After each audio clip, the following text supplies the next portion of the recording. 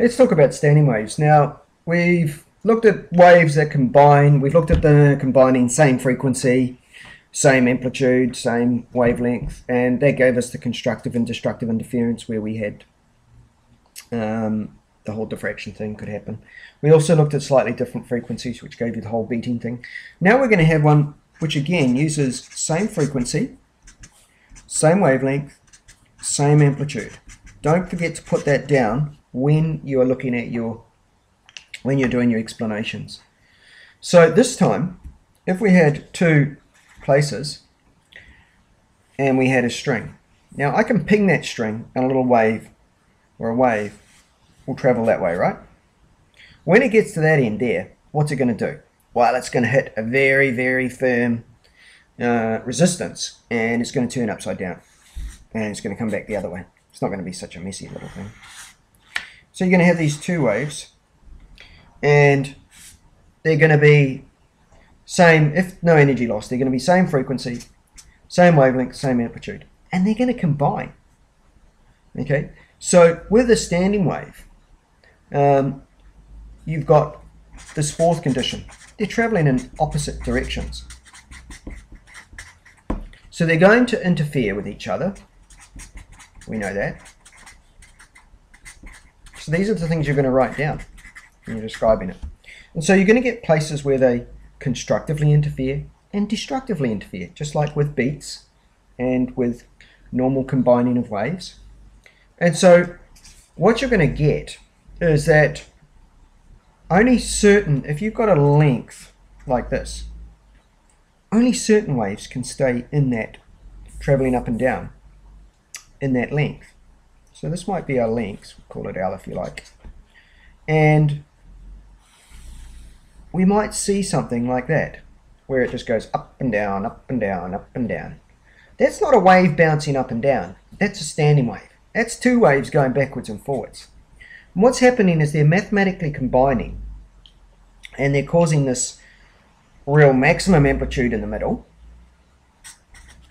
at some stages in the cycle, and at other stages they're causing absolutely nothing on that string. And this is the standing wave. It's actually two waves going in the opposite direction. Now the thing about the standing wave is, so what's the wavelength of that wave? Well, you can see half a wavelength equals L. So we know that the wavelength equals 2L.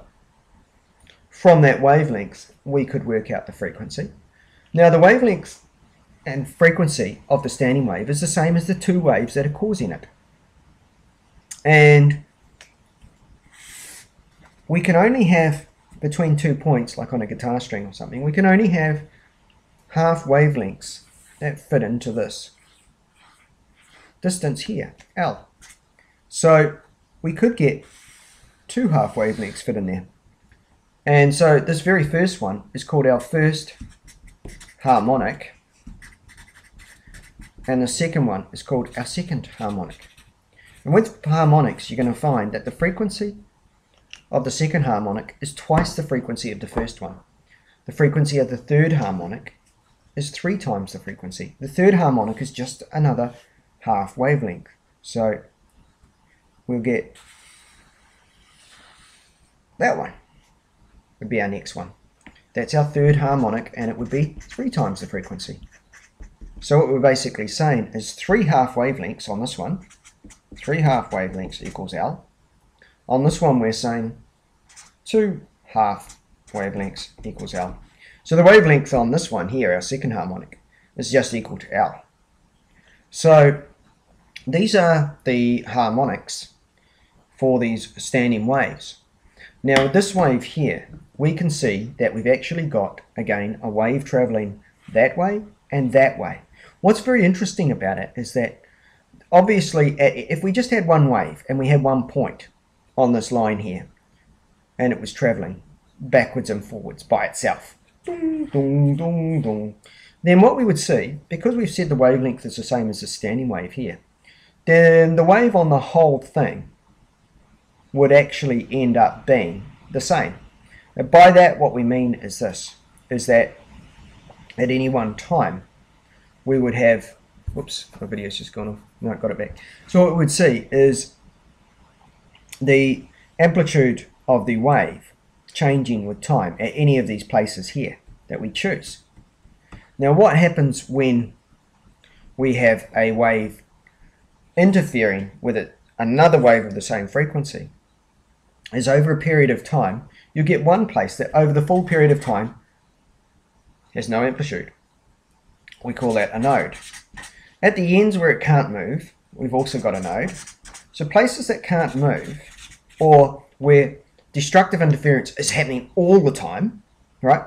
Remember, destructive interference happens all the time when you've got two waves out of phase, like with combining waves that are 180 degrees out of phase, or when you've got beats, just happens some of the time. Now, with the standing wave, it happens all the time at the nodes. The two waves, it's sort of because of the way they're fitting into each other, they're always out of phase at that point.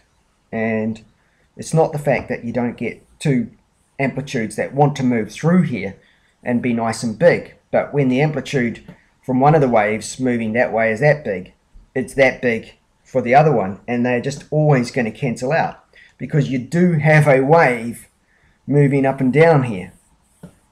Alright, so you would normally get an amplitude in the middle, but you're not going to because they're going to cancel out. Now, that means at certain times there's nothing on this line. Now, what happens with these bits that do get the full amplitude? They are called antinodes. And again, they are constructive interference. They're going to be twice as big as the normal amplitude of the wave that was traveling on that line. And what you see happening here is the two waves at these times are combining, so both waves are positive at this point in the cycle, and both waves here are negative at that point in the cycle. But a standing wave is going like this. So at a certain time in between, with these two waves traveling opposite directions, there'll be nothing on this line, nothing. And that's where, at that point in time, these two waves traveling opposite directions cancel out.